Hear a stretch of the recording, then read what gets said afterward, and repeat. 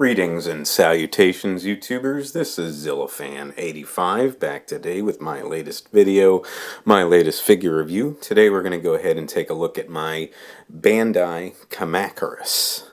So this is, of course, the Showa era Kamacuras, namely featured in Son of Godzilla from 1967. He also did appear in Godzilla's Revenge, mostly in stock footage, if not all stock footage, I would say.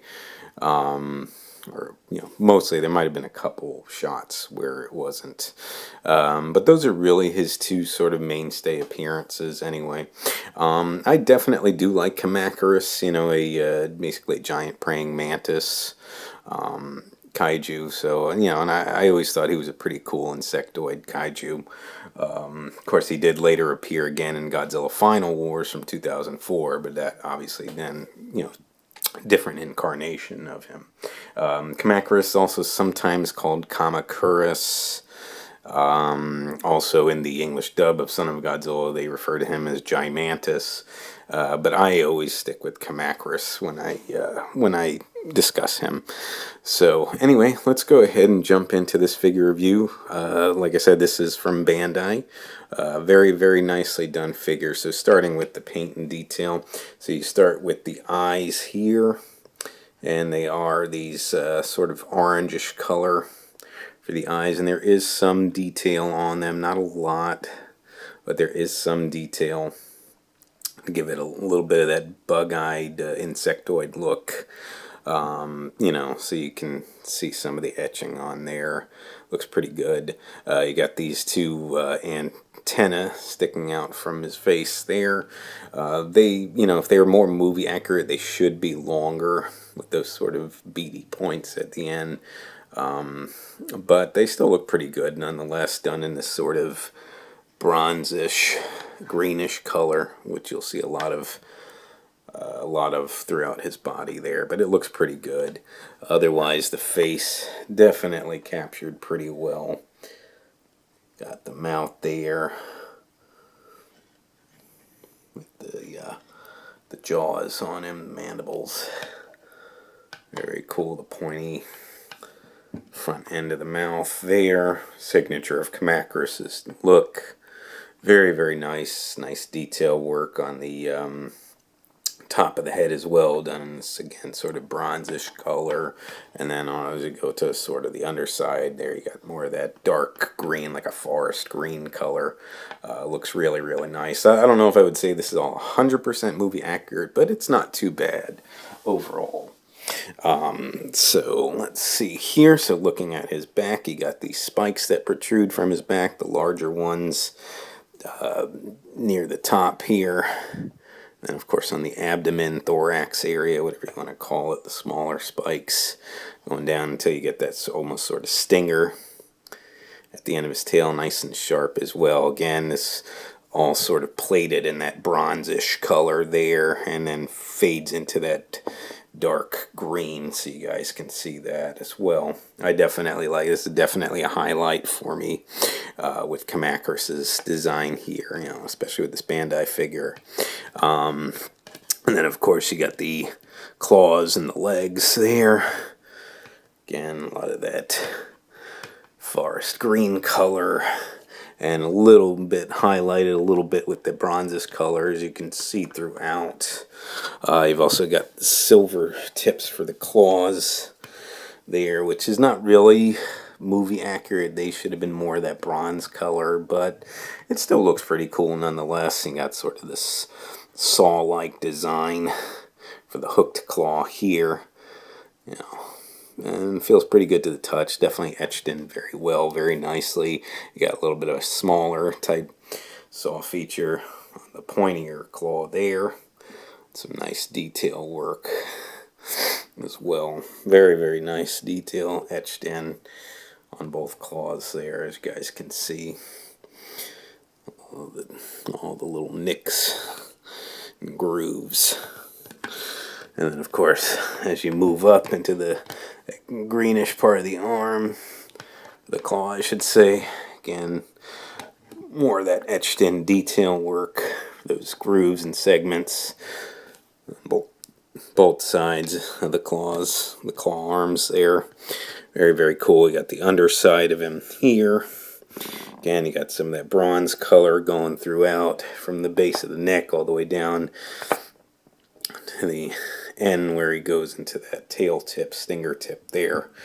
Very, very, very cool. And then it fades into the forest green, like I said. And of course, you got some of the bronze highlights throughout here. And then, of course, the other legs here, as you can see, with the sort of stick feet on the end.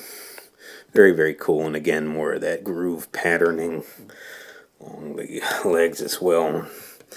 Both sides. Looks really, really cool. Really nice. I like it. And of course, the different segments along the legs as well. So definitely captured that look quite nicely, I think, that Kamacuras should be known for. So the paint and the detail overall, I think, are really well done on this figure. Definitely, like I said, you can look at this and definitely know that this is Kamacuras. So really, really cool. Oh, and one other thing to point out, yep, you got the different segments on his underside there as well. The bug-like segments there, and you do, if you look closely enough, you do see the Bandai Japan labeling. I don't know how well that's going to pick up on the camera, so hopefully you guys see that. But very, very awesome, though, nonetheless. So I think that pretty much covers that for the paint and the detail work on him. For the articulation, you do actually get a decent amount, believe it or not, for this Bandai figure. So nothing in the head, which is a little bit surprising because Kamacuras definitely is known for turning his head in those different directions. So it would have been nice if you could have gotten that from the posability. You do, though, at the midsection here, have a joint that it does turn. You can maybe force it to go all the way around. Yeah, you can. So I don't really recommend it. It is kind of tight. So I wouldn't really recommend doing that, but you can at least get a decent amount of little, swiveling motion out of that. So that's pretty cool right there.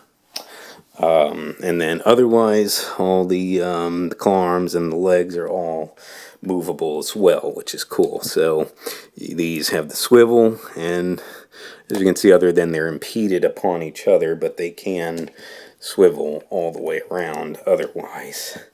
So you guys can see they just kind of rub up against each other, so that might kind of limit some of that posability. But otherwise they could, technically swivel 360. So you guys can see there, though, get some definitely nice swiveling motion out of them, plenty of range there. So the back legs here, and this one here. So very, very awesome. Yep. If he clears it, like I said, you can see that it does actually spin 360. All of them will. So, like I said, just they're just limited because they'll hit into each other. But otherwise, though, yep, definitely a nice range of motion. Pretty much what you would want out of Kamacuras. Like I said, the only thing really lacking would be if it did move at the base of the neck. So, otherwise, that pretty much covers that for the articulation. And now we'll go ahead and look at sizing. So he is in the 6-inch range. He's not really, especially like this, not really going to stand 6 inches tall. But if you look at him lengthwise, it's more like a 6-inch long figure. And he will definitely scale in well with your 6 to 7 inch figures, though. So for the purposes of this review, though, I want to go ahead and bring out a figure that I've already reviewed, and that is my YMSF Minya.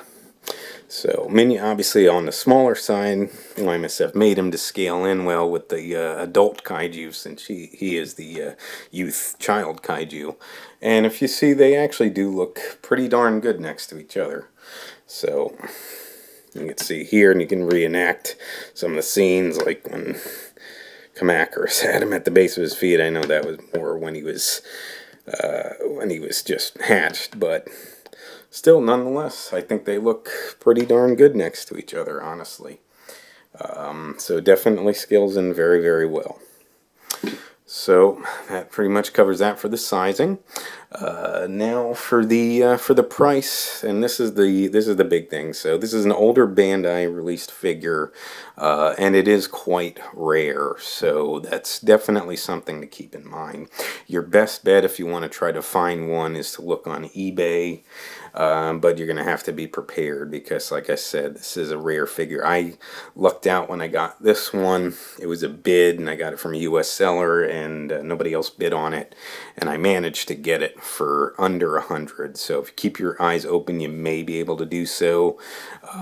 But otherwise, nowadays, you're going to look at upwards of $200 or more for this figure. Like I said, mainly so based on rarity of it. So that's one thing to note.